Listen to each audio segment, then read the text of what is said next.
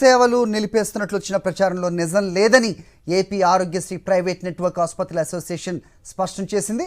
Association పరిధిలోని 1150 private ఆసుపత్రులలో ఆరోగ్యశ్రీ సేవలు కొనసాగిస్తున్నామని రాష్ట్ర అధ్యక్షుడు డాక్టర్ బూసిరెడ్డి నరేందర్ రెడ్డి తెలిపారు. ప్రైవేట్ నెట్వర్క్ ఆసుపత్రుల్లో సేవలు నిలిపేస్తున్నట్టు వస్తున్న ప్రచారాన్ని నమ్మవద్దని అన్నారు. ముఖ్యమంత్రి YS Jagan doctor YSR Aarogyasri పథకానికి అత్యధిక ప్రాధాన్యతనిస్తున్నారని చెప్పారు.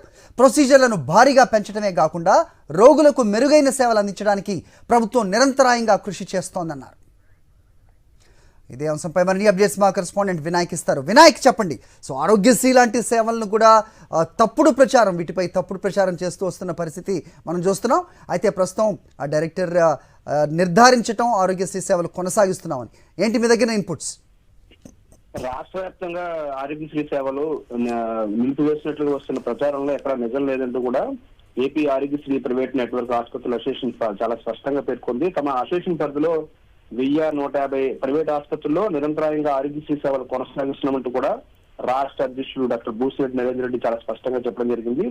ప్రైవేట్ నెట్వర్క్ ఆసుపత్రుల్లో సేవలు నిలిపివేస్తున్నట్లుగా గత 2 రోజులుగా కూడా వస్తున్న ప్రచారాన్ని, అదేవిధంగా సోషల్ మీడియాలో తప్పుడు ప్రచారం జరుగుతుందంటూ కూడా ఆయన ఈ ప్రచారాన్ని నమ్మవద్దంటూ కూడా చాలా స్పష్టంగా చెప్పడం జరిగింది. ముఖ్యమంత్రి YS Jagan doctor YSR Aarogyasri పథకానికి అత్యధిక ప్రాధాన్యత ఇస్తున్నారని కూడా వారు చెప్తున్నమాట. రాష్ట్ర వ్యాప్తంగా కూడా చూసుకున్నట్లయితే కనుక 2019 సమయానికి కేవలం 1059 ప్రొసీజర్లు ఉంటే గడిచిన 4.5 సంవత్సరాల్లో రాష్ట్ర ప్రభుత్వం ఈ పథకానికి అత్యంత ప్రాధాన్యత ఇవ్వడమే కాకుండా దాదాపుగా 3400 పైగా ప్రొసీజర్స్ ను పెంచడంతో పాటు ఇప్పుడు ఆరోగ్యశ్రీ సేవలను కూడా విస్తృతంగా చేయడం జరిగింది. దాదాపుగా మనం చూస్తే కనుక 5 లక్షల నుంచి 25 లక్షలకి ప్రతి కార్డు మీద ఆ పేదల కోసం మరొక అడుగు ముందుకు వేసి దాదాపుగా ఖర్చును 20 లక్షలకు పెంచడం జరిగింది. గడిచిన కొన్ని రోజులుగా కొత్త కార్డులు కూడా రాష్ట్ర వ్యాప్తంగా పేదలందరికీ కూడా ఇంటి వద్దకు వచ్చి అందిస్తున్న పరిస్థితి కూడా ఉంది. ఈ నేపథ్యంలో ఈ దుష్ప్రచారాలను కానీ, అదేవిధంగా సోషల్ మీడియాలో తప్పుడు ప్రచారాలను కానీ నమ్మవద్దంటూ కూడా అసోసియేషన్ చాలా స్పష్టంగా చెప్పడం మనం దీన్ని చాలా స్పష్టంగా చెప్పుకోవచ్చు. ఎందుకంటే ఈ పథకం ద్వారా రాష్ట్ర వ్యాప్తంగా దాదాపుగా ఇప్పటి వరకు కూడా గడిచిన 4.5 సంవత్సరాలుగా 12,000 కోట్ల రూపాయల పైగా రాష్ట్ర ప్రభుత్వం ఖర్చు చేసింది.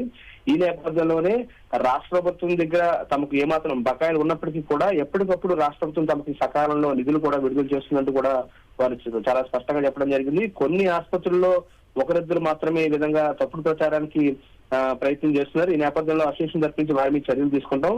రాష్ట్ర ప్రభుత్వం కూడా నిన్న కూడా దాదాపుగా 210 కోట్ల రూపాయలను ఆర్ఎంసీ నెట్వర్క్ ఆసుపత్రికి రిలీజ్ చేసినట్టు కూడా వారు చెప్తున్నమాట.